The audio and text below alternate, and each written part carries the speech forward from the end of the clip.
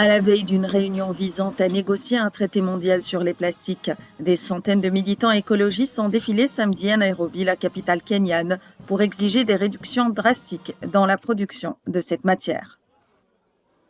Le but de l'événement aujourd'hui est de souligner la réduction des plastiques et la nécessité de cela dans le traité. On parle beaucoup de solutions en fin de pipeline, dont nous n'avons pas besoin pour le moment. Investir dans davantage de ces solutions détourne l'attention de ce que nous devons réellement faire. Nous possédons les connaissances historiques et également la profondeur historique du contrôle de la pollution plastique. Nous sommes au cœur du recyclage et je crois que notre contribution, nos voix devraient servir de base à ce traité.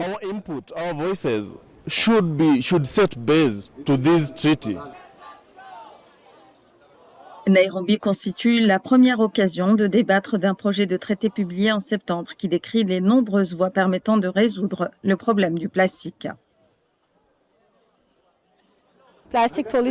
La pollution plastique affecte tout le monde. Depuis le moment où nous extrayons du pétrole, du gaz ou du charbon pour fabriquer du plastique jusqu'au moment où nous exportons des déchets vers des pays tiers, où ils finissent par être brûlés ou jetés dans des décharges.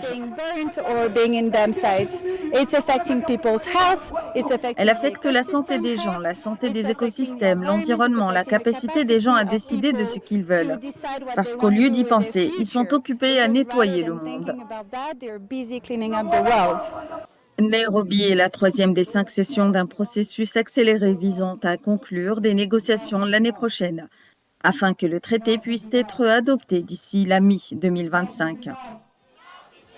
La production mondiale de plastique a plus que doublé depuis le début du siècle pour atteindre 460 millions de tonnes.